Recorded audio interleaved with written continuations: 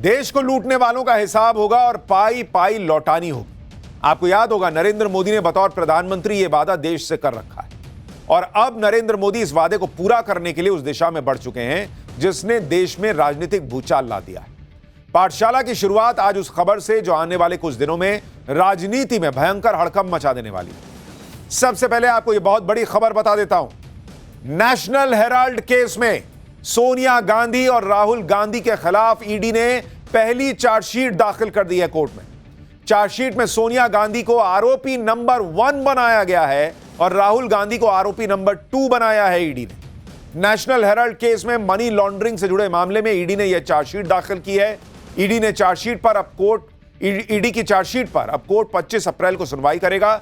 इस चार्जशीट में कांग्रेस नेता और राहुल गांधी के सियासी गुरु माने जाने वाले सैम पित्रोदा का भी नाम शामिल है। जैसे ही यह खबर आई कि ईडी ने अपनी चार्जशीट में सोनिया गांधी और राहुल गांधी को आरोपी बनाया है, वैसे ही पूरा इकोसिस्टम एक्टिव हो गया। इधर ईडी का एक्शन हुआ, उधर नरेंद्र मोदी के राज में संविधान खतरे में है, देश खतरे में है, विपक्ष की ईडी सीबीआई से डराया जा रहा है। ये सारे पुराने नैरेटिव फिर से बाहर आ गए। नेशनल हेराल्ड केस में सोनिया गांधी और राहुल गांधी का नाम आने के बाद से कैसे सियासी बवाल मच गया है। क्या सोनिया गांधी और राहुल गांधी को अब जेल जाना ही होगा? जीजा रॉबर्ट वाड्रा से ईडी ने क्या पूछताछ की है घंटों? क्या प्रियंका के पति रॉबर्ट वाड्रा का भी नंबर लगने वाला है? क्या पूरा गांधी परिवार जेल चला जाएगा? ईडी की चार्जशीट में ऐसा क्या लिखा है? आज आपके लिए पाठशाला में वो एक्सक्लूसिव जानकारी लाया हूं जो आपको कहीं और नहीं मिलेगी। कैसे 50 लाख रुपए से 5,000 करोड़ बनाने की पूरी कहानी ईडी ने चार्जशीट में लिख दी है, यह सब बताऊंगा। यानी अभी से यह माहौल बनना शुरू हो गया है कि नरेंद्र मोदी जानबूझकर गांधी परिवार को खत्म करने के लिए सब कर रहे हैं। हालांकि ये तस्वीरें देखिए 19 दिसंबर 2015 की तस्वीरें, जब राहुल गांधी और सोनिया गांधी को पेश होना पड़ा था। 15 के बाद अब 25 में ईडी ने चार्जशीट दाखिल की है। 10 साल लग गए, लेकिन उसके बावजूद आरोप लग रहा है कि यह सब तो पॉलिटिकल वेंडेटा है। अरे पॉलिटिकल वेंडेटा करना होता तो उसी वक्त ईडी चार्जशीट दाखिल कर देती, पूरी जांच की जरूरत ही नहीं होती। यह 2022 की तस्वीर देखिए। 15 में गए, उसके बाद 7 साल बाद इनको पूछताछ के लिए बुलाया गया था और अब जाकर ईडी ने चार्जशीट दाखिल की। नेशनल हेराल्ड केस क्या है जिसमें सोनिया गांधी और राहुल गांधी का नाम आया है, वो आपको बताऊं। उससे पहले देखिए कि आज का दिन कैसे गांधी परिवार के लिए मुसीबत भरा रहा है। इधर नेशनल हेराल्ड केस में ईडी ने जो पहली चार्जशीट दाखिल की, उसमें सोनिया गांधी और राहुल गांधी का नाम आ गया है। उधर आज दिल्ली में साल 2008 के लैंड डील के मामले में भी ईडी ने नेता विपक्ष राहुल गांधी के जीजाजी रॉबर्ट वाड्रा को समन किया।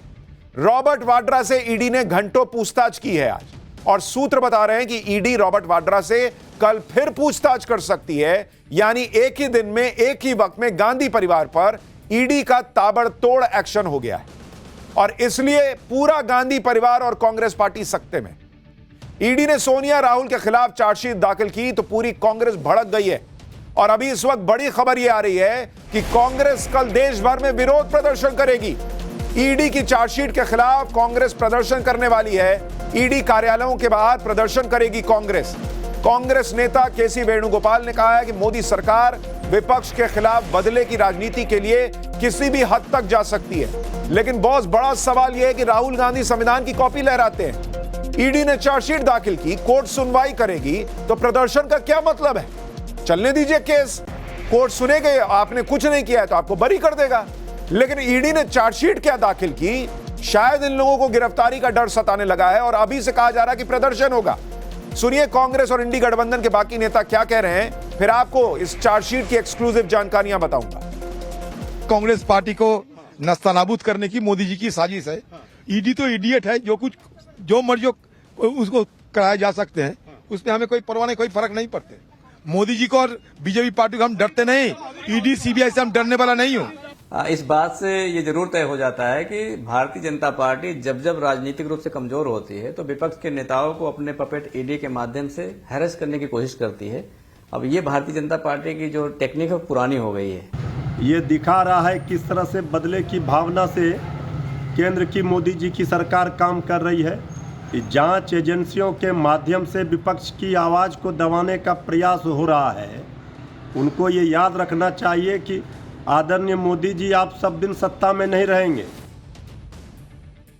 जिस देश में कभी किसी ने सोचा नहीं था कि गांधी परिवार तक जांच पहुंचेगी, गांधी परिवार को पूछताछ के लिए जाना पड़ जाएगा, उस देश में राहुल गांधी और सोनिया गांधी पर चार्जशीट दाखिल हो जाए तो हड़कंप मचना लाजमी है।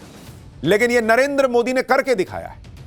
नेशनल हेराल्ड केस में ईडी ने जो चार्जशीट दाखिल की उसमें सोनिया गांधी, राहुल गांधी और सैम पित्रोदा के अलावा भी कुछ नाम है। कुल 7 आरोपी हैं इस चार्जशीट में, जिसमें सोनिया गांधी और राहुल गांधी का नाम टॉप पर है। बॉस, ईडी की चार्जशीट की पहली एक्सक्लूसिव जानकारी आज आपके सामने रखने जा रहा हूं। ईडी सूत्रों के मुताबिक आरोपी नंबर 1 सोनिया गांधी को बनाया गया है, आरोपी नंबर 2 राहुल गांधी को बनाया गया है, आरोपी नंबर 3 सुमन दुबे को बनाया गया है, जो कि पूर्व पत्रकार हैं। सुमन दुबे राजीव गांधी फाउंडेशन के ट्रस्टी हैं, वो राजीव गांधी के प्रधानमंत्री रहते हुए उनके प्रेस एडवाइजर थे। आरोपी नंबर 4 सैम पित्रोदा, उनको बनाया गया है और इसलिए पब्लिक को समझ में आएगा क्यों सैम पित्रोदा बड़ी बड़ी गलतियां भी कर दें तो कांग्रेस पार्टी उन पर एक्शन नहीं ले पाती। कायदे से एक्शन ले तो उनकी वापसी हो जाती है, क्योंकि इस मामले में आरोपी नंबर 4 सैम पित्रोदा है। आरोपी नंबर 5 चार्जशीट में यंग इंडिया कंपनी को बनाया गया है।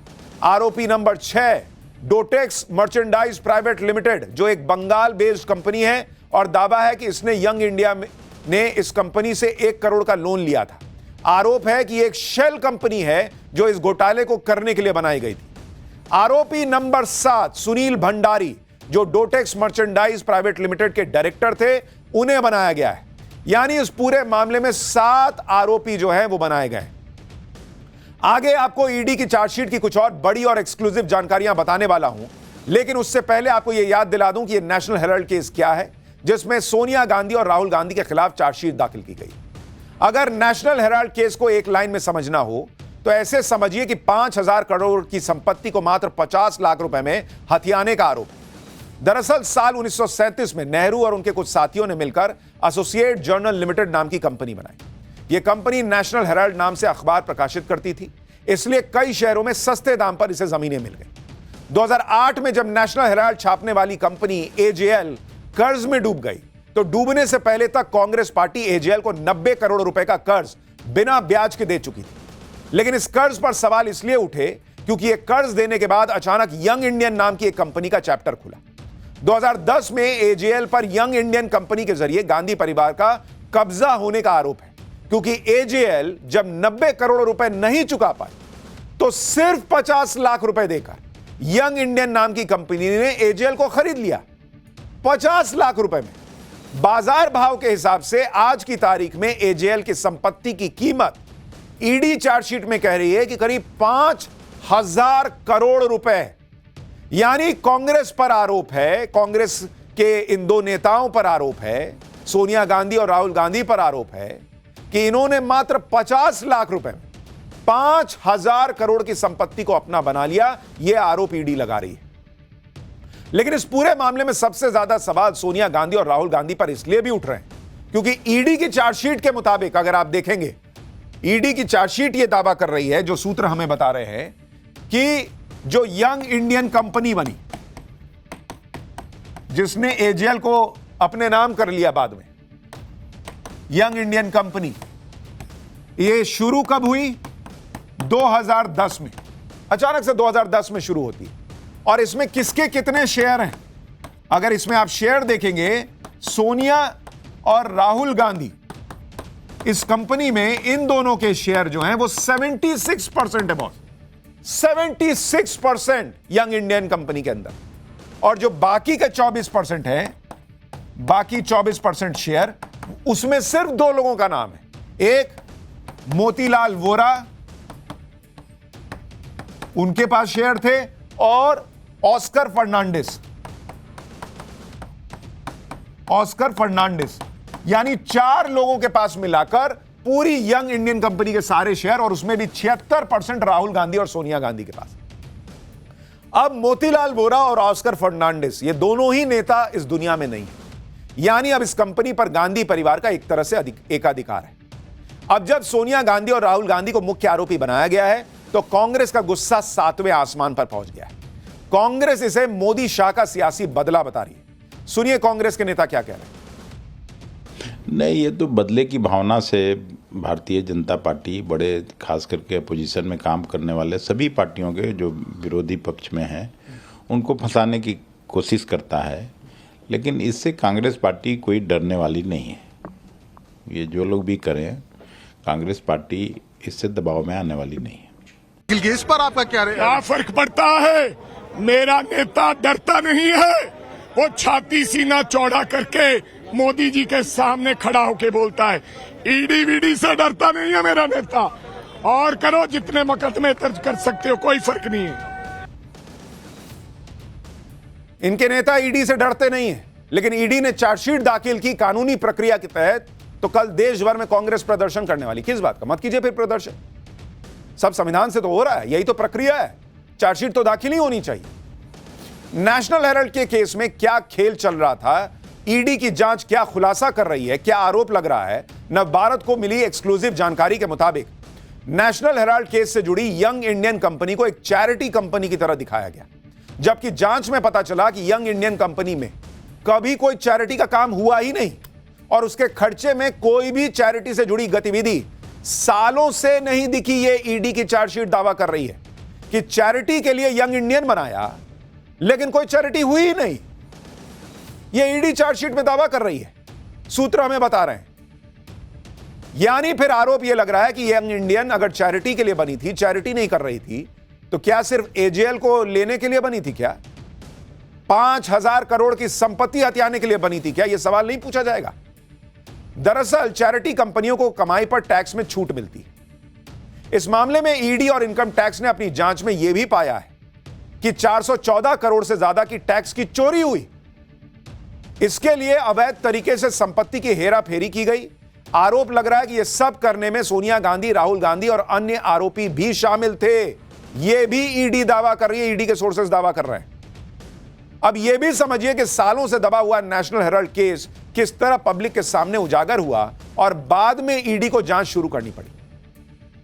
दरअसल साल 2013 में सुब्रमण्यम स्वामी की शिकायत के आधार पर नेशनल हेराल्ड के मामले में राहुल गांधी और सोनिया गांधी के खिलाफ केस दर्ज हुआ था। यानी नरेंद्र मोदी ने यह केस नहीं दर्ज कराया। इसके कुछ महीने बाद जून 2014 में अदालत ने सोनिया और राहुल गांधी को अदालत में समन किया, लेकिन दिसंबर 2015 में पटियाला हाउस कोर्ट ने सोनिया गांधी और राहुल गांधी समेत दूसरे आरोपियों को नियमित जमानत दे दी। 2016 में कांग्रेस पार्टी सुप्रीम कोर्ट पहुंची और कार्रवाई रद्द करने की अपील की, लेकिन सुप्रीम कोर्ट ने इनकार कर दिया। जून 2022 में सोनिया गांधी और राहुल गांधी को ईडी ने हाजिर होने का नोटिस भेजा था और उनसे पूछताछ भी की थी। राहुल गांधी और सोनिया गांधी के खिलाफ ईडी ने जिस केस में चार्जशीट सबमिट की है, उस केस को सुब्रमण्यम स्वामी ने दाखिल किया। ईडी की चार्जशीट पर वो सुब्रमण्यम स्वामी क्या कह रहे हैं वो भी आपको बताता हूं। उन्होंने ट्वीट किया और लिखा कि ईडी को पहले ही सोनिया और राहुल गांधी को गिरफ्तार कर लेना चाहिए, क्योंकि पीएमएलए की धारा 19 के मुताबिक पहले अभियुक्तों यानी सोनिया, राहुल और सैम पित्रोदा को गिरफ्तार किया जाना चाहिए। क्या सोनिया राहुल की गिरफ्तारी पीएम मोदी ने रोकी थी? अगर ऐसा है तो पीएम मोदी को भी गिरफ्तार किया जाना चाहिए। ये आजकल नरेंद्र मोदी से काफी खफा रहते हैं कई मामलों से, तो इसमें वो नरेंद्र मोदी को भी लिया। कांग्रेस कह रही है कि मोदी फंसा रहे हैं, ये कह रहे हैं कि मोदी अरेस्ट नहीं होने दे रहे हैं। दोनों तरफ से नरेंद्र मोदी को घेर लिया लोगों ने। लेकिन सच यह है कि यह पूरा मामला 2013 से शुरू होकर 2025 में जो कानूनी प्रक्रिया है उसके तहत आगे बढ़ रहा है। नेशनल हेराल्ड केस में सोनिया गांधी और राहुल गांधी पर जो नई मुसीबत आई है, उसके संकेत कुछ दिन पहले ही मिल गए थे। 12 अप्रैल 2025 को जांच के दौरान ईडी ने कुर्क संपत्तियों को जब्त करने की कार्रवाई शुरू कर दी थी। ईडी ने दिल्ली, लखनऊ और मुंबई में 661 करोड़ रुपए की अचल संपत्तियों को कब्जे में लेने के लिए नोटिस जारी किया। दिल्ली के हेराल्ड हाउस, मुंबई के बांद्रा और लखनऊ में एजेएल की बिल्डिंग पर नोटिस चिपकाए गए। आपको यह भी जानना चाहिए कि इस केस में ईडी की जांच 2021 से चल रही है। आसान भाषा में यह भी बताता हूं कि सोनिया गांधी और राहुल गांधी के खिलाफ ईडी की चार्जशीट दाखिल होने का मतलब क्या है। दरअसल ईडी ने 9 अप्रैल को चार्जशीट दाखिल की थी। आज स्पेशल जज ने उस चार्जशीट को एग्जामिन किया है। चार्जशीट को एग्जामिन करने के बाद 25 अप्रैल को इस चार्जशीट पर अब सुनवाई होगी। चार्जशीट पर सुनवाई के साथ ही जांच में अब तेजी आ सकती है। ईडी अगर चाहे तो इस मामले में आरोपियों को फिर से पूछताछ के लिए समन दे सकती है। पूछताछ के समय अगर ईडी को ऐसा लगता है कि प्रथम दृष्टया सोनिया और राहुल गांधी इस मामले में मुख्य आरोपी हैं, प्रभावशाली पद पर हैं और सबूतों के साथ छेड़छाड़ कर सकते हैं, तो ईडी सोनिया और राहुल गांधी को गिरफ्तार भी कर सकती है, जैसा कि आम आदमी पार्टी और केजरीवाल के केस में हुआ था। पूछताछ में नए खुलासे हुए या अन्य सुराग मिलने के केस में नेशनल हेराल्ड की दूसरी संपत्तियां भी जब्त हो सकती हैं। यानी कांग्रेस पार्टी इसीलिए परेशान है कि एक तो अब मामला तेजी से कोर्ट में आगे बढ़ेगा और दूसरा, कहीं कोर्ट ने ही कह दिया कि भाई प्रथम दृष्टया मामला लग रहा है तो ईडी ने गिरफ्तार कर लिया, तो गिरफ्तारी तक भी मामला जा सकता है। नेशनल हेराल्ड केस में ईडी पहले भी सोनिया गांधी और राहुल गांधी से घंटों पूछताछ कर चुकी है। इससे पहले जून 2022 में नेशनल हेराल्ड केस में राहुल गांधी से 5 दिनों में 50 घंटे पूछताछ हुई। फिर 21 जुलाई 2022 में नेशनल हेराल्ड केस में सोनिया गांधी से 3 दिन में 12 घंटे सवाल हुए। इस दौरान उनसे 100 से ज्यादा सवाल किए गए। हालांकि यह मामला नेशनल हेराल्ड का राहुल गांधी और सोनिया गांधी की परेशानी बढ़ा रहा है, लेकिन संकट में पूरा गांधी परिवार है, क्योंकि रॉबर्ट वाड्रा भी घिर रहे हैं। आज कांग्रेस सांसद प्रियंका वाड्रा के पति रॉबर्ट वाड्रा से प्रवर्तन निदेशालय यानी ईडी ने पूछताछ की है। वाड्रा से ईडी की यह पूछताछ गुरुग्राम के शिकोहपुर लैंड घोटाले के मामले में हुई। आज 6 घंटे की पूछताछ करने के बाद ईडी ने वाड्रा को कल फिर पूछताछ के लिए बुलाया। आरोप है कि फरवरी 2008 में रॉबर्ट वाड्रा की कंपनी स्काईलाइट हॉस्पिटैलिटी ने शिकोहपुर गांव में 3.5 एकड़ जमीन 7.5 करोड़ रुपए में खरीदी। उसी साल तत्कालीन मुख्यमंत्री भूपेंद्र सिंह हुड्डा की हरियाणा सरकार ने इस जमीन पर व्यावसायिक कॉलोनी विकसित करने का लाइसेंस दिया। इसके बाद कॉलोनी बनाने की जगह स्काईलाइट कंपनी ने इस जमीन को डीएलएफ को 58 करोड़ रुपए में बेच दिया, जिससे लगभग 50 करोड़ रुपए का मुनाफा हो गया। इसी केस में ईडी ने मनी लॉन्ड्रिंग का केस दर्ज किया था, जिसकी जांच में पूछताछ के लिए रॉबर्ट वाड्रा को ईडी ने समन भेजा था। रॉबर्ट वाड्रा ने आरोप लगाया है कि उनसे ईडी की यह पूछताछ राजनीतिक मंशा से हो रही है। एक बार सुनिए रॉबर्ट वाड्रा को। Totally misuse of the agencies. I speak for the minorities. I speak for the people of the country, and they misuse the agencies and try and quiet me down, stop me. Rahul in the parliament, and they stop me on the ground. Yeah. Are you dubbing it as a political conspiracy? 100%. 100. Everybody knows. Everybody knows. यानी गांधी परिवार के लिए संकट बढ़ सकता है, क्योंकि ED ने जिस तरीके से आरोपी नंबर 1 सोनिया गांधी को बना दिया है, आरोपी नंबर 2 राहुल गांधी को बना दिया है, और चार्जशीट दाखिल होने का मतलब है कि अब यह पूरा मामला तेजी से आगे बढ़ेगा। और इसलिए कांग्रेस पार्टी हड़बड़ाई हुई, कह रही है देश भर में प्रदर्शन करेगी। अरे भाई, जब पाक साफ है, अदालतों पर विश्वास है, तो वहां केस जा रहा तो दिक्कत क्या है? लेकिन यह प्रदर्शन ही कई तरीके के सवाल खड़े कर रहा है। इस मामले में आपको अपडेट दूंगा, लेकिन फिलहाल पाठशाला में अगला चैप्टर। बंगाल में हिंदुओं पर अत्याचार, ममता लाचार, गुस्साए सीएम योगी ने दंगाइयों का भूत उतारने का कौन सा उपाय बताया? बंगाल हिंसा के पीछे बांग्लादेश के कट्टरपंथी, पाठशाला में बड़े खुलासे का चैप्टर खोल रहा हूं। बंगाल में हिंदुओं का वो गांव जिसे हिंसा के दिन शमशान बनाने की साजिश हुई थी, रूह कपा देने वाली ग्राउंड रिपोर्ट्स बंगाल से, अब इस चैप्टर में।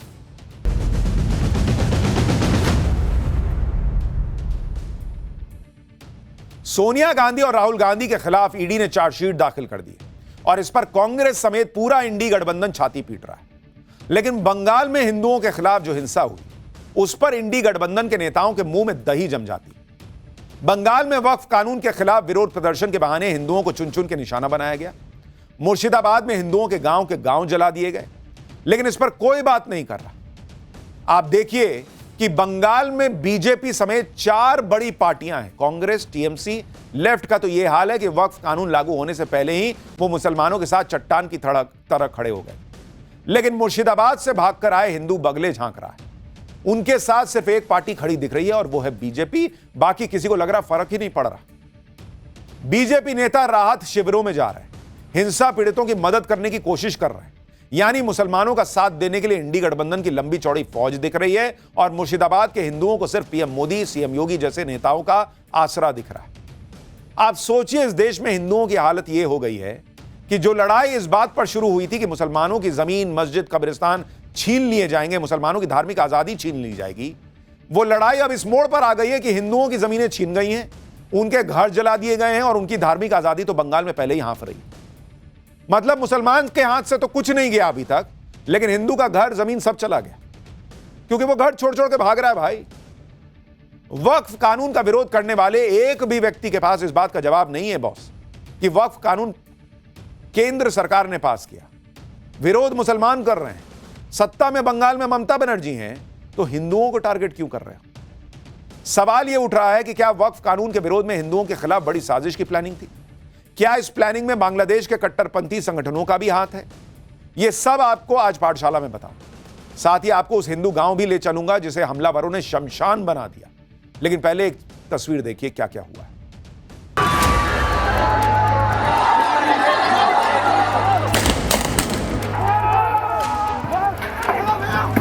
अगर ममता बनर्जी रहेगा ना 5 साल तो ये पूरा वेस्ट बंगाल बांग्लादेश बना देगा। Bharatiya Janata party anti Muslim anti इस्लाम है, इसलिए उन्होंने वक्फ के कानून को जबरदस्ती थोपा है।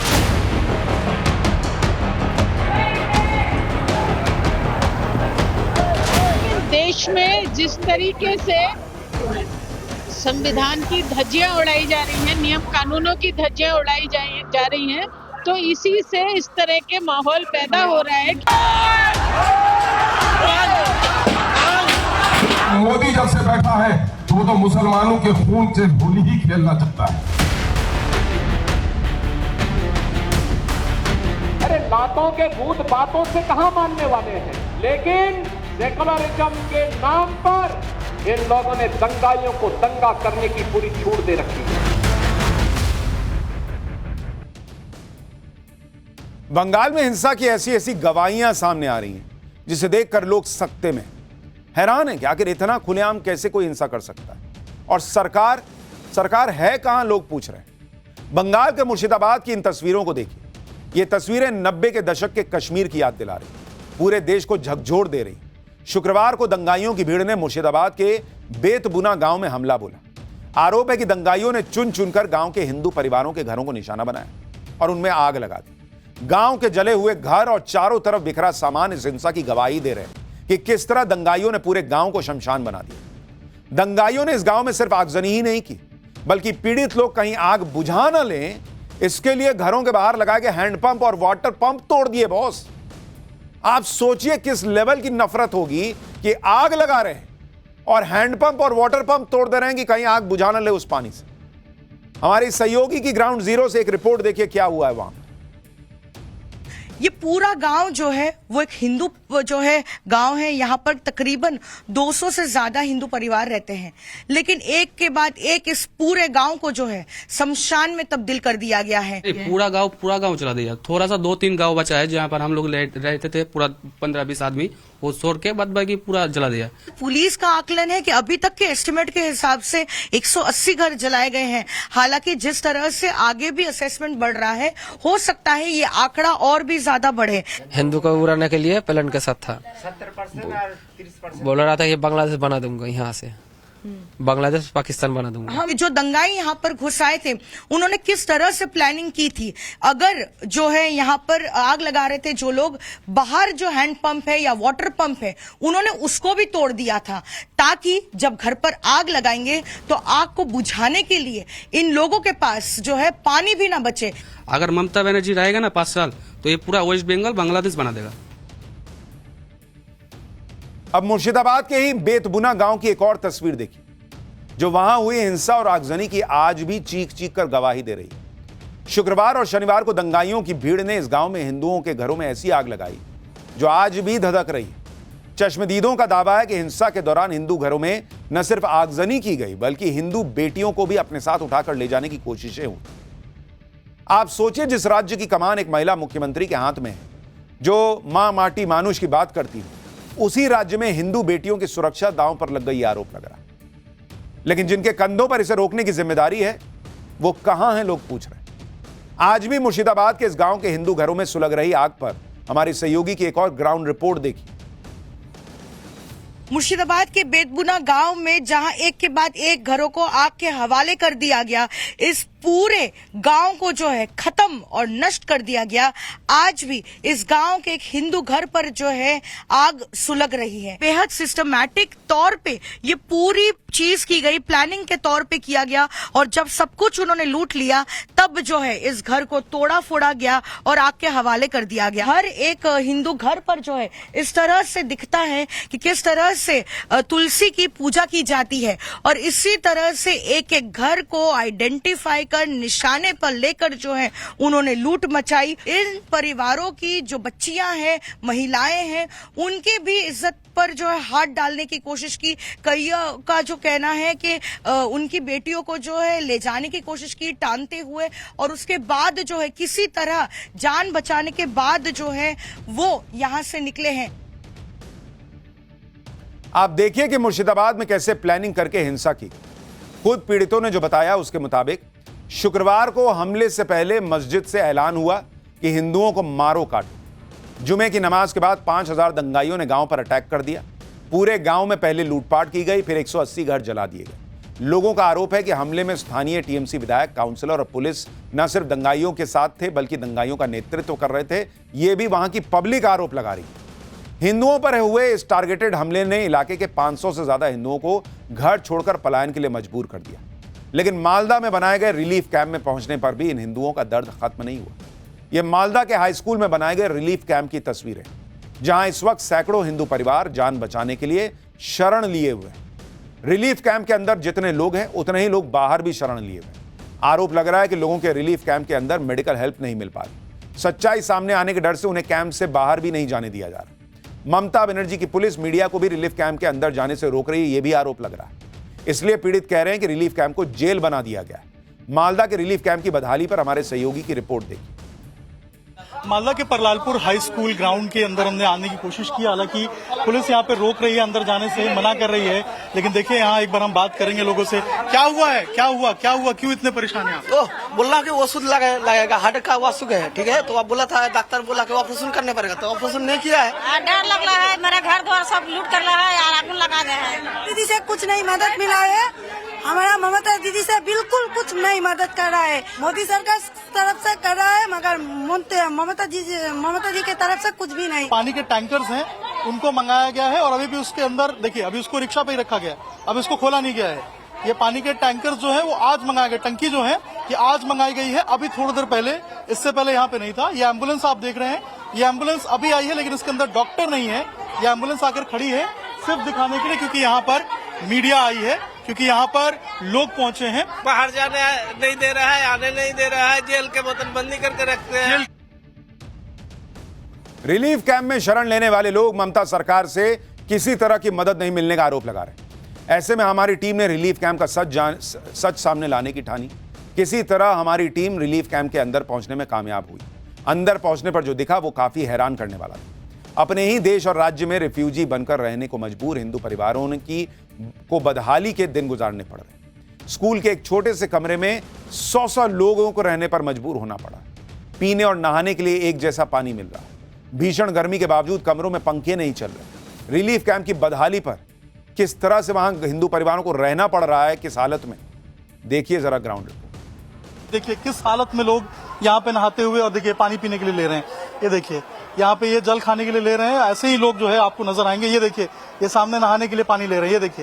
ये देखिए आप नीचे आपको एक त्रिपाल बिछा हुआ नजर आएगा। इसी त्रिपाल के ऊपर जो लोग हैं वो सोते हैं। यहाँ पे आपको महिला नजर आएंगी, बच्चे सोते हुए नजर आएंगे। और देखिए इतनी गर्मी है, इसके बावजूद देखिए पंखे आपको अभी बंद नजर आएंगे। इस कमरे में मोटे-मोटे 100 आदमी रहता है इसके अंदर। हाँ। तरीके से आप समझिए कि रिफ्यूजी कैंप बनाकर जो लोग हैं वो रह रहे हैं। ऊपर देखिए ऊपर किस तरीके से कमरों की हालत है, नीचे अगर आप देखेंगे तो किस तरीके से लोग रहने को मजबूर हैं, वो आप यहाँ की तस्वीर देखकर समझ पाएंगे। तो ये परलारपुर का हाई स्कूल है और इसी हाई स्कूल में जो लोग हैं वो रहने को मजबूर हैं बिना किसी सुविधा के।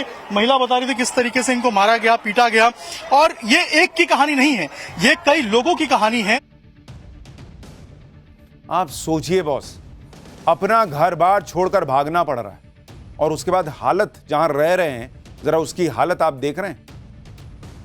लोग कह रहे हैं एक एक कमरे में 100 लोगों को रहना पड़ रहा है, पंखा नहीं चल रहा है इतनी गर्मी में। कल पाठशाला में हमने आपको ममता सरकार के मंत्री का शर्मनाक बयान भी सुनवाया था, जिसमें वो पलायन को जस्टिफाई कर रहे थे। कह रहे थे कि बंगाल के हिंदू बंगाल में ही तो पलायन कर रहे हैं, कौन सी बड़ी बात होगी। लेकिन अब तो राज्य की सीमा भी पार होने लगी।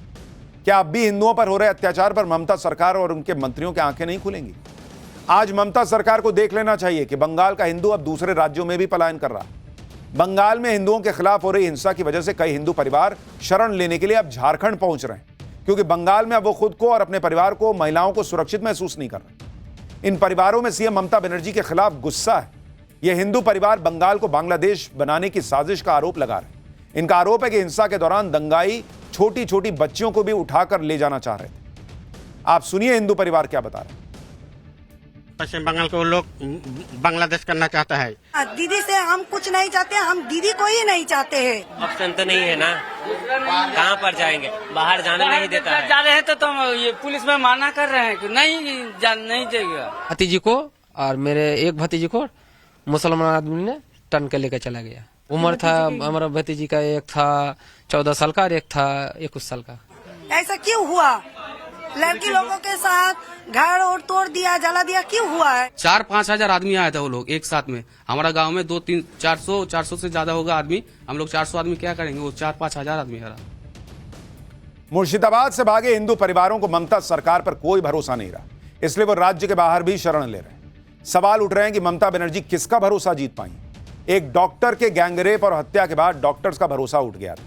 25,000 टीचर्स की नौकरी चली गई तो उनका भरोसा ममता सरकार से उठ चुका है।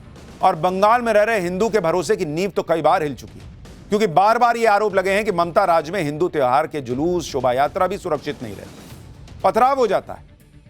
किसको भरोसा है ममता सरकार पर, पब्लिक पूछ रही है। बंगाल में जिस तरह से हिंसा हुई और हिंदुओं को टारगेट करने का आरोप लगा, उस पर अब चौंकाने वाले खुलासे हो रहे हैं। बंगाल हिंसा के तार बांग्लादेश से जुड़ते भी दिख रहे हैं। सूत्रों के मुताबिक बांग्लादेश का आतंकी संगठन है हिज़्ब उत तहरीर।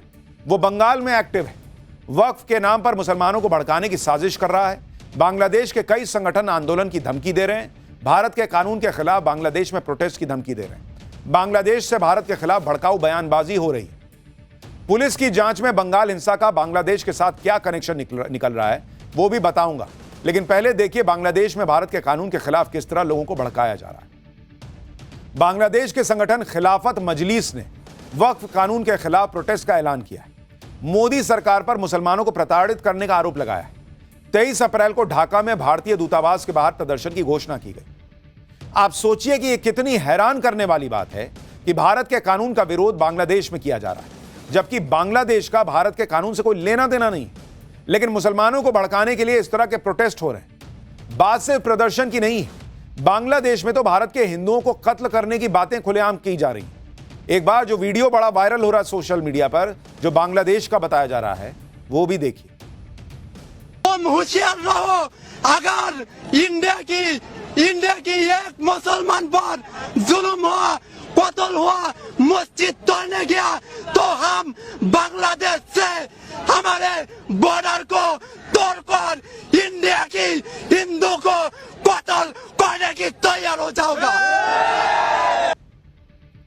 बंगाल हिंसा के बांग्लादेश कनेक्शन की बात शुरुआती जांच में भी सामने आ रही है। केंद्रीय गृह मंत्रालय भी इस मामले को लेकर एक्टिव हुआ है। सूत्रों के मुताबिक शुरुआती जांच से पता चला है कि हिंसा में बांग्लादेश के अराजक तत्वों की भूमिका हो सकती है। शुरू में इन लोगों को स्थानीय नेताओं का भी समर्थन मिला था, यह भी सूत्र दावा कर रहे हैं। बीजेपी के नेता तो खुल के कह रहे हैं कि बांग्लादेश से आए लोगों ने बंगाल में हिंसा की और उत्पात मचाया। उनका मकसद बंगाल के कई इलाकों से हिंदुओं को भगाना था। सुनिए बीजेपी नेता को, फिर बताऊंगा कि हिंसा करने वालों को फंडिंग कहां से मिलने का आरोप लग रहा है। देखिए, मालदा, मुर्शिदाबाद, दिनाजपुर, नदिया, बीरभूम, हावड़ा जिला को हिंदू शून्य करने की साजिश चल रही। बांग्लादेश से आकर के लोग यहाँ उत्पात कर रहे हैं, तो इसीलिए बार बार यह हिंदू समाज के ऊपर आक्रमण हो रहा है। पश्चिम बंगाल में हिंसा के पीछे विदेशी फंडिंग का भी खुलासा हो रहा है। सूत्रों के मुताबिक कहा जा रहा है कि हिंसा की प्लानिंग पिछले 3 महीनों से हो रही थी। हिंसा के लिए तुर्की से फंडिंग हुई और हमलावरों को 500-500 रुपए दिए गए। प्लान बनाकर लोगों को पैसे बांटे गए। पहले रामनवमी पर हिंसा की प्लानिंग थी, फिर वक्फ बिल को ट्रिगर पॉइंट बनाया गया। मुर्शिदाबाद में बांग्लादेश जैसी हिंसा की साजिश थी। बांग्लादेश के कट्टरपंथियों का बंगाल हिंसा में कितना रोल है वो धीरे धीरे सामने आ रहा है। जब कहा जाता है कि बांग्लादेशी भारत की सीमा में घुस रहे हैं, बंगाल में CA-NRC कोई आने नहीं दूंगी, किसी को छूने नहीं दूंगी, भाई स्लीपर सेल तभी तो बनता है जब वहां से लोग आकर पहले ही घुस जाते हैं। बंगाल के अंदर भी कई संगठन हैं जो लगातार मुसलमानों को वक्फ बिल के नाम पर भड़का रहे हैं। एसडीपीआई यानी social democratic party of India मुसलमानों को भड़काने में जुटी है, यह आरोप लग रहा है। एसडीपीआई का पेरेंट ऑर्गेनाइजेशन पीएफआई है, जिस पर ऑलरेडी भारत में बैन लगा हुआ है। बंगाल हिंसा में एसडीपीआई की भूमिका की भी जांच की जा रही है। एसडीपीआई के नेताओं ने 7 अप्रैल को मुर्शिदाबाद में रैली की थी। इस रैली में वक्फ के नाम पर भड़काऊ बयान दिए गए। कहा गया कि इससे मुसलमानों की जमीन छीन ली जाएगी। वक्फ कानून वापस नहीं लिया तो बड़े आंदोलन की धमकी दी गई। यह भी कहा गया कि 2002 के बाद से मुसलमानों पर अत्याचार हो रहा है। इसी के बाद 8 अप्रैल को बंगाल में हिंसा भड़की, जिसने 11 और 12 अप्रैल तक भयंकर रूप ले लिया और हिंदुओं के गांवों को निशाना बनाया गया। बंगाल हिंसा में एसडीपीआई के साथ आईएसएफ की भूमिका भी संदेह के घेरे में। इंडियन सेक्युलर फ्रंट 2021 में गठित हुआ था। आईएसएफ ने भी वक्फ कानून के खिलाफ मुसलमानों को भड़काने में कोई कसर नहीं छोड़ी। अभी कल ही दक्षिण 24 परगना में आईएसएफ ने जमकर तोड़फोड़ और हिंसा की। यह सीसीटीवी फुटेज देखिए। आईएसएफ से जुड़े लोगों ने पुलिस पर हमला किया। इस हमले में छोटे छोटे बच्चे शामिल थे। जांच में सारी सच्चाई बाहर आ जाएगी। लेकिन आप तस्वीर देखिए बॉस, पुलिस की गाड़ी फोड़ दी गई। ये 14 अप्रैल 2025 की तस्वीरें दिखा रहा हूं आपको। बंगाल हिंसा के पीछे किसकी साजिश थी और कैसे प्लानिंग करके हिंदुओं को टारगेट किया गया, इसका खुलासा धीरे धीरे हो रहा है। लेकिन विपक्ष अभी भी इसे छोटी बात मानकर जस्टिफाई करने की कोशिश कर रहा है। कह रहा है कि एक समुदाय को परेशान करेंगे तो उसका नतीजा कुछ भी हो सकता है। सुनिए विपक्षी नेताओं को, फिर बताऊंगा कि योगी आदित्यनाथ ने बंगाल के दंगाइयों का क्या इलाज बताया। मुर्शिदाबाद के अंदर भी एक रिएक्शन है और इसके लिए भारतीय जनता पार्टी जिम्मेदार है। आप अगर किसी के मजहब पे जबरदस्ती हमला करेंगे, उसके नतीजे कुछ भी निकल सकते। किसी के मजहबी मामलात में मदाखलत नहीं करनी चाहिए, लेकिन Bharatiya Janata party anti Muslim, anti इस्लाम है, इसलिए उन्होंने वक्फ के कानून को जबरदस्ती थोपा है। एक समुदाय के लोगों को आहत करने के लिए ये इस तरह की चीजें फेरबदल किए जा रहे हैं और उनके कुछ ना कुछ आने वाले समय में दुष्परिणाम हो सकते हैं। देश में जिस तरीके से संविधान की धज्जियां उड़ाई जा रही हैं, नियम कानूनों की धज्जियां उड़ाई जा रही हैं, तो इसी से इस तरह के माहौल पैदा हो रहा है कि लोग अपने आप को असुरक्षित महसूस कर रहे हैं। देखिए, हिंदू पलायन बिल्कुल नहीं कर रहे हैं, ये पलायन करवा रहे हैं जानबूझ करके, एक माहौल खराब कर रहे हैं ताकि वहां पर राष्ट्रपति शासन लग जाए। आप इन नेताओं की बेशर्मी देखिए बॉस। कांग्रेस के नेता किस बेशर्मी से कह रहे हैं कि जो मुसलमानों के साथ हो रहा है ये उसका रिएक्शन है, मतलब इसको जस्टिफाई कर रहे हैं। लोगों के घर जला दिए गए, कुछ लोग मर गए, महिलाएं कह रही हैं कि हमारे साथ अभद्रता हुई, इस तरह की घटनाएं हुई और कांग्रेस के नेता बेशर्मी से कह रहे हैं कि जो हुआ है ये उसका रिएक्शन है। तो बॉस, जो हिंदुओं के साथ हो रहा है उसका रिएक्शन हो जाएगा, फिर होना नहीं चाहिए, कानून के हिसाब से चलना चाहिए, लेकिन क्या उसको जस्टिफाई कीजिएगा? क्या लोग हैं बॉस, पत्थरबाजों को भी जस्टिफाई कर दे रहे हैं, घर जलाने वालों को भी जस्टिफाई कर दे रहे हैं कि रिएक्शन है। विपक्ष के नेताओं को हिंदुओं का दर्द, तकलीफ और पलायन दिख ही नहीं रहा। इनको वोट बैंक का तनाव है सिर्फ, और इसलिए हिंदुओं के खिलाफ हिंसा को भी जस्टिफाई कर रहा है। जबकि बंगाल हिंसा के आरोपियों का क्या इलाज होना चाहिए, इसका जवाब उत्तर प्रदेश के मुख्यमंत्री योगी आदित्यनाथ ने दिया। यूपी में कोई अपराध करता है तो उसके खिलाफ जिस तरह से योगी आदित्यनाथ की सरकार एक्शन लेती है वो एक मॉडल बन गया है, और बंगाल हिंसा के आरोपियों के लिए भी सीएम योगी इसी तरह के मॉडल की बात कर रहे हैं। सीएम योगी कह रहे हैं कि बंगाल जल रहा है और ममता बनर्जी खामोश है। दंगाइयों को शांति दूत कह रही हैं, लेकिन लातों के भूत बातों से नहीं मानते। सुनिए योगी को। दंगाइयों का उपचार ही डंडा है, बिना डंडे के मानेंगे नहीं। आप देख रहे होंगे बंगाल जल रहा है, वहां की मुख्यमंत्री चुप है, दंगाइयों को शांति दूत कहती है। अरे लातों के भूत बातों से कहां मानने वाले हैं। लेकिन सेकुलरिज्म के नाम पर इन लोगों ने दंगाइयों को दंगा करने की पूरी छूट दे रखी है।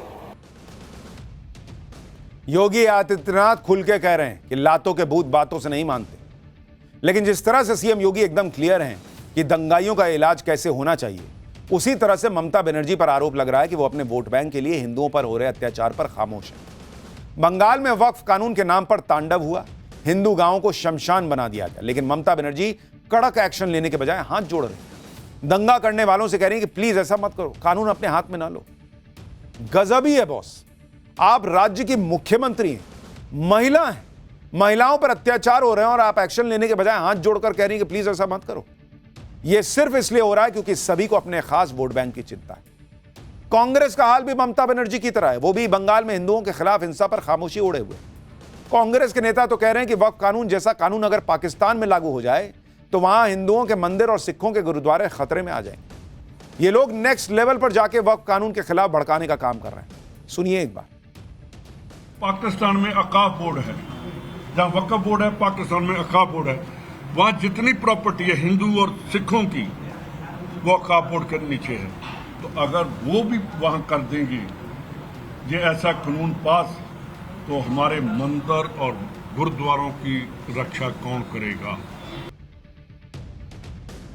कांग्रेस पाकिस्तान का हवाला दे रही है तो बंगाल हिंसा का बांग्लादेश से भी कनेक्शन निकल रहा है। बांग्लादेश में जिस तरह मोहम्मद यूनुस की सरकार के मौन समर्थन से कट्टरपंथियों की भीड़ ने हिंदुओं को चुन चुन कर मारा था, उनके घरों में आग लगाई थी, वैसा ही बंगाल में भी हुआ। इसलिए बीजेपी ममता सरकार पर कट्टरपंथियों के हाथों बंधक बनने का आरोप लगा रही। सुनिए एक बार। क्योंकि अब कट्टरपंथी तत्वों के हाथ में तृणमूल कांग्रेस की सरकार बंधक हो चुकी है। ममता बनर्जी जी के हाथ में अब कुछ नहीं रह गया है। पश्चिम बंगाल उनके शासनकाल में उपद्रवी तत्वों के हाथ से होते हुए अराजकता की तरफ बढ़ता हुआ जा रहा है। सनातन को मिटाने का प्रयास बांग्लादेश में हुआ, वही चरित्र दोहराया जा रहा है पश्चिम बंगाल में। ममता बानो खुद एक महिला मुख्यमंत्री होने के बावजूद भी बहनों का वहां चीर हनन हो रहा है। एक तरफ वक्फ कानून के नाम पर मुसलमानों को भड़काया जा रहा है, दूसरी तरफ केंद्र सरकार एक नहीं कई बार साफ कर चुकी है कि वक्फ संशोधन कानून से किसी मुसलमान पर कोई आंच नहीं आई, बल्कि इससे वक्फ के नाम पर हो रही लूट खत्म हो। वक्फ बोर्ड जिस तरह से किसी भी संपत्ति को वक्फ संपत्ति घोषित कर देता है, उस पर रोक लगेगी, यानी वक्फ बाय यूजर के नाम पर चल रहा गड़बड़ झाला रुकेगा। और इसी बात से शायद सबसे ज्यादा लोग परेशान। आप यह भी देखिए कि वक्फ संशोधन कानून बन चुका है और उसके बाद भी वक्फ बोर्ड की मनमानी रुक नहीं रही। तस्वीरें तमिलनाडु के कट्टुकोलई गांव की हैं, जहां 150 परिवारों को वक्फ बोर्ड का नोटिस मिला है। वक्फ बोर्ड ने इन लोगों की जमीन को वक्फ संपत्ति घोषित कर दिया है और गांव वालों का आरोप है कि यह जमीन उनकी है। अगर वक्फ संशोधन कानून नहीं बना होता तो ये लोग कहीं अपील भी नहीं कर पाते, लेकिन अब कानून बनने के बाद इन लोगों को इंसाफ मिलने की उम्मीद जगी। लेकिन आप सोचिए क्या हालात है, मतलब अपील करने का रास्ता भी खोला गया तो इस देश में बवाल मच गया और बंगाल में जो हो रहा है वो सबके सामने है। पाठशाला में बगली क्लास, 8 साल के बच्चे को शिकार बनाया। यूपी में खतरनाक लंगड़े भेड़िए का खौफ लौट आया है। 35 गांव, 8 बच्चे, 40 घायल। 8 महीने पहले ऐसा आतंक फैलाने वाला भेड़िया कैसे फिर लौट आया और क्या हुआ, अब इसका चैप्टर।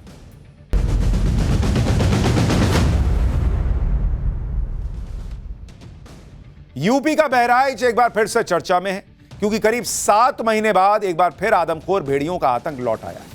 इस बार भेड़िए ने एक 8 साल के बच्चे को अपना शिकार बनाया है। अब तक यह माना जा रहा था कि आदमखोर भेड़िए या तो मारे जा चुके हैं या बहराइच के इलाकों से निकलकर घने जंगलों में चले गए। लेकिन 2 दिन पहले ऐसी घटना हुई कि पूरे इलाके में खौफ और चिंता का माहौल फैल गया। लोगों की नींद फिर से उड़ गई। जो लोग घर के आंगन और छतों पर सो रहे थे वो फिर से कमरों में लौट आए। लोगों को इस बात का डर है कि आदमखोर भेड़ियों का फिर से वही दौर शुरू ना हो जाए जो 8 महीने पहले थे। दरअसल पिछले साल जुलाई से सितंबर के बीच बहराइच के 35 गांवों में भेड़ियों ने आतंक मचाया था। आदमखोर भेड़ियों ने 49 दिनों में 8 बच्चों समेत 10 लोगों को अपना शिकार बनाया, जबकि 40 से ज्यादा लोग भेड़ियों के हमलों में घायल हुए। भेड़ियों के हमलों की वजह से करीब 80,000 की आबादी खौफ के साए में जीने को मजबूर हो गई थी 8 महीने पहले। पिछले साल सितंबर में जब वन विभाग की टीम ने 5वें आदमखोर भेड़िए को पकड़ा था, तब भी इस झुंड के सबसे खूंखार माने जा रहे लंगड़े भेड़िए को पकड़ा जाना बाकी था, जिसे भेड़ियों के झुंड का सरदार माना जा रहा था। वन विभाग, यूपी पुलिस और पूरा प्रशासनिक अमला पूरी ताकत के साथ आदमखोर भेड़ियों के लंगड़े सरदार को पकड़ने में जुटी रही। बड़े बड़े अधिकारी, एक्सपर्ट्स की टीम बहराइच में डेरा जमाए रही। भेड़ियों को पकड़ने के लिए दिन रात ऑपरेशन चला, जगह जगह पिंजड़े और जाल बिछाए गए।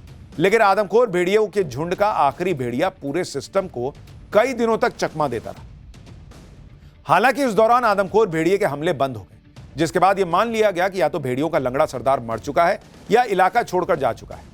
लेकिन अचानक बहराइच में एक बार फिर आदमखोर भेड़ियों के आतंक ने दस्तक दे दी। आदमखोर भेड़िए ने 8 साल के बच्चे को अपना शिकार बनाया।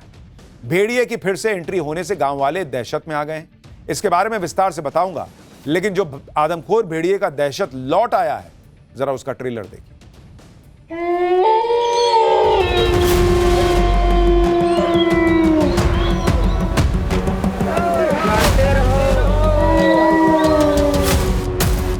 हाथ खाया है जो ये जबड़ा है, पूरा जबड़ा दाग लिया है तो सारे टांका लगे हैं।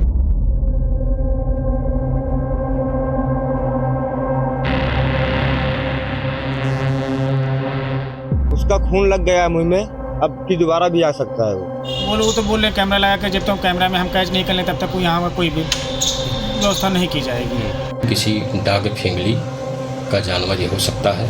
हम लोग आगे भी छानबीन कर रहे हैं।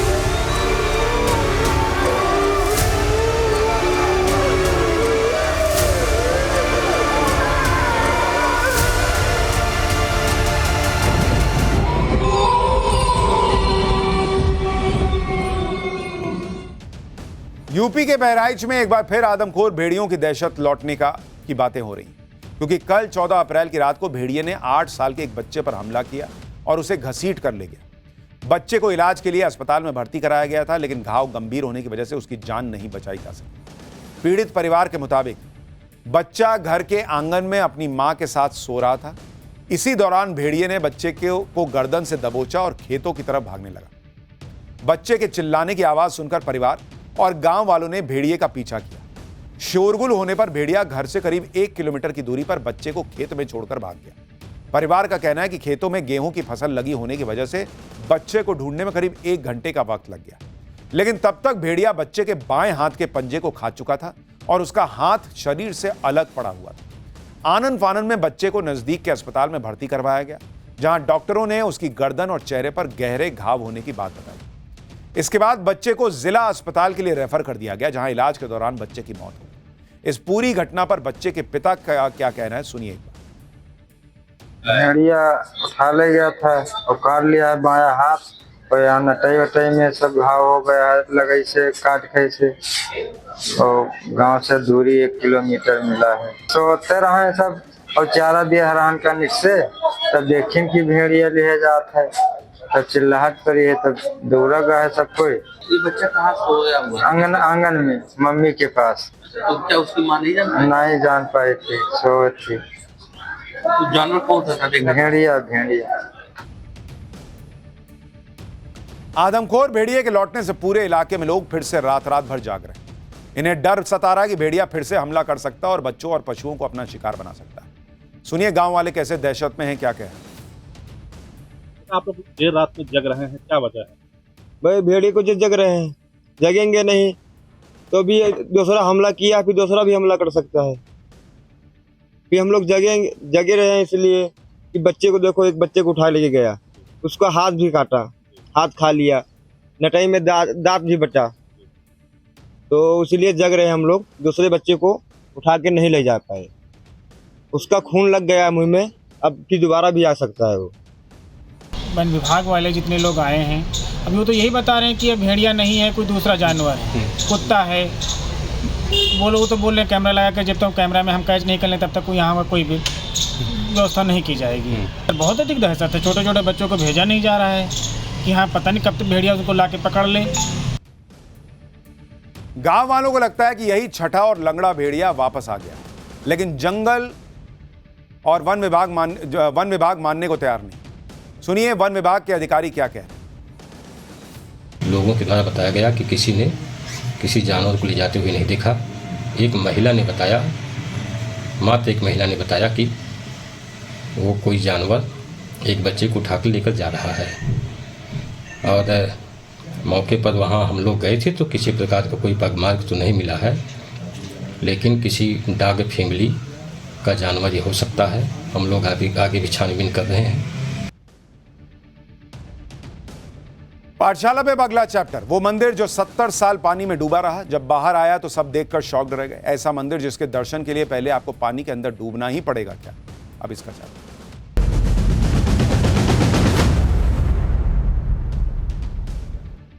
यह तो मानना पड़ेगा कि देश में इस समय सनातन का शुभ समय चल रहा है। एक तरफ हिंदू धर्म से जुड़ी पुरानी निशानियों को उनकी पहचान मिल रही है, दूसरी तरफ ऐसे ऐसे मंदिरों की जानकारी सामने आ रही है जिन्हें देखकर ऐसा लगता है कि ऐसे मंदिर बाप रे बाप कैसे बनाए होंगे। आप जिस मंदिर की तस्वीर देख रहे हैं यह आज से करीब 900 साल पहले बनाया गया था, लेकिन एक घटना के बाद यह 70 साल तक पानी के अंदर डूबा रहा। लेकिन इसके बाद भी इसका अस्तित्व खत्म नहीं। यह मंदिर आज भी मौजूद है 70 साल पानी में डूबे रहने के बावजूद। आप सोचिए कि 900 साल के अंदर सभ्यता खत्म हो जाती है, पहचान बदल जाती है, पीढ़ियां खत्म हो जाती हैं और अगर देखभाल नहीं की जाए तो इमारतों के नामो निशान तक मिट जाते हैं। लेकिन यह मंदिर 70 साल तक पानी में डूबे रहने के बाद भी आज भी सनातन के सबसे बड़े सबूत के तौर पर मौजूद है। इस मंदिर को देखकर बहुत से लोग इसे सनातन का चमत्कार मान रहे हैं, लेकिन कुछ लोगों को इस मंदिर को देखकर यह उम्मीद बढ़ गई है कि किसी दिन समंदर में समाई द्वारिका के भी दर्शन हो सकते हैं। आगे बढ़ने से पहले आपको इस मंदिर की लोकेशन के बारे में बता देता हूं, इसके बाद इसके 70 साल तक डूबे रहने का कारण बताऊंगा। यह कर्नाटक का प्रसिद्ध वेणुगोपाल स्वामी मंदिर है जो मैसूर जिले में कन्नमबाड़ी गांव में मौजूद है। इस मंदिर को 12वीं शताब्दी में होयसल राजवंश के दौरान बनाया गया था। यह मंदिर लगभग 50 एकड़ के क्षेत्र में फैला था। दरअसल साल 1909 में पानी की समस्या को देखते हुए मैसूर के दीवान एम विश्वेश्वरैया ने यहां एक डैम यानी बांध बनवाने का सुझाव दिया। तब मैसूर के तत्कालीन राजा कृष्ण राजा वाडियार चतुर्थ ने बांध बनवाने का आदेश दिया। इसके बाद कन्नमबाड़ी और इसके आसपास रहने वाले लोगों को एक नए गांव में शिफ्ट कर दिया गया। साल 1930 में यहां कृष्ण राजा सागर नाम का बांध बनकर तैयार हो गया और वेणुगोपाल स्वामी मंदिर पूरी तरह पानी में डूब गया। लेकिन साल 2000 में यहां सूखा पड़ा और पानी का लेवल कम होने पर यह पूरा मंदिर 70 साल बाद फिर से उभर आया। यानी 70 साल तक यह मंदिर पानी के अंदर रहा, लेकिन फिर भी सही सलामत रहा। सबसे हैरान करने वाली बात यह कि इतने साल तक पानी में डूबे रहने के बावजूद यह मंदिर आज भी मौजूद है। आप सोचिए कि इन 70 सालों में पानी का बहाव दबाव इस मंदिर को हिला नहीं पाया। इन 70 सालों में ऐसा भी कई बार हुआ कि जब यहां पानी का स्तर कम हो जाता था, इस दौरान मंदिर का जो ऊपरी हिस्सा था वो दिखने लगता था। इसे देखने के लिए आसपास के गांव के लोग इस मंदिर के शिखर के दर्शन के लिए पहुंच जाते थे। आप मंदिर की इन दोनों तस्वीरों से समझिए कि पानी में डूबे रहने के दौरान यह कैसा दिखता था और आज की तारीख में यह मंदिर कैसा हो गया है। लेकिन इतने साल तक पानी में रहने की वजह से इसके पूरे हिस्से पर काई की एक मोटी परत जम गई, जिसे साफ करने में कई सालों का समय लगा। इसके अलावा मंदिर के कई हिस्सों का जीर्णोद्धार भी करवाना पड़ा। इस मंदिर के मूल स्वरूप में कोई बदलाव नहीं किया गया। इसमें आज भी वही खंभे लगे हुए हैं जो 900 साल पहले लगाए गए थे। साल 2000 में इस मंदिर को लेकर यह तय किया गया कि डैम के पानी को मंदिर के आसपास नहीं आने दिया जाएगा। इसके बाद साल 2003 में खोड़े फाउंडेशन नाम के एक एनजीओ ने इस मंदिर के जीर्णोद्धार का जिम्मा उठाया। दिसंबर 2011 तक करीब 8 साल में इस मंदिर की साफ सफाई और जीर्णोद्धार का काम पूरा हुआ। इस दौरान पूरे मंदिर की पॉलिश करके एकदम नया जैसा कर दिया गया। इस पूरे काम में करीब 2.5 करोड़ रुपए का खर्चा आया था। अब इस मंदिर की देखभाल के लिए 15 रुपए की एंट्री फीस रखी गई। अगर आप भी इस मंदिर के दर्शन करना चाहते हैं तो पहले आपको मैसूर जाना होगा, क्योंकि कन्नमबाड़ी गांव मैसूर से करीब 30 किलोमीटर की दूरी पर है। 2011 में इस मंदिर के सामने आने के बाद दुनिया भर के लोग इसकी 70 साल की कहानी और इसके वास्तुकला को देखकर दंग रह गए, क्योंकि यह मंदिर परंपरागत मंदिरों से बिल्कुल अलग तरह से बना हुआ है। इस मंदिर की शैली को आज के जमाने में हाइब्रिड शैली कहा जाता है, क्योंकि यह उत्तर भारत की नागर शैली और दक्षिण भारत की द्रविड़ शैली से बिल्कुल हटकर बना हुआ है। इस तरह के मंदिर को होयसल वास्तुकला की बेसर शैली से बनाया गया है, इसलिए इसे होयसल मंदिर भी कहा जाता है। इसका निर्माण होयसल राजा विष्णुवर्धन ने 1116 ईस्वी में चोलों पर अपनी विजय के उपलक्ष्य में शुरू करवाया था। इन मंदिरों के निर्माण में सोपस्टोन नाम के पत्थर का इस्तेमाल होता है, जो एक नरम पत्थर माना जाता है, लेकिन इसकी मजबूती सालों साल चलती है। यही कारण है कि 15 अप्रैल 2014 में यूनेस्को ने इसे वर्ल्ड हेरिटेज साइट की लिस्ट में शामिल किया है। तो ऐसे बहुत सारे सनातन के प्रतीक हैं जिनके बारे में आपको पता ही नहीं या जिनके बारे में आपको बताया ही नहीं।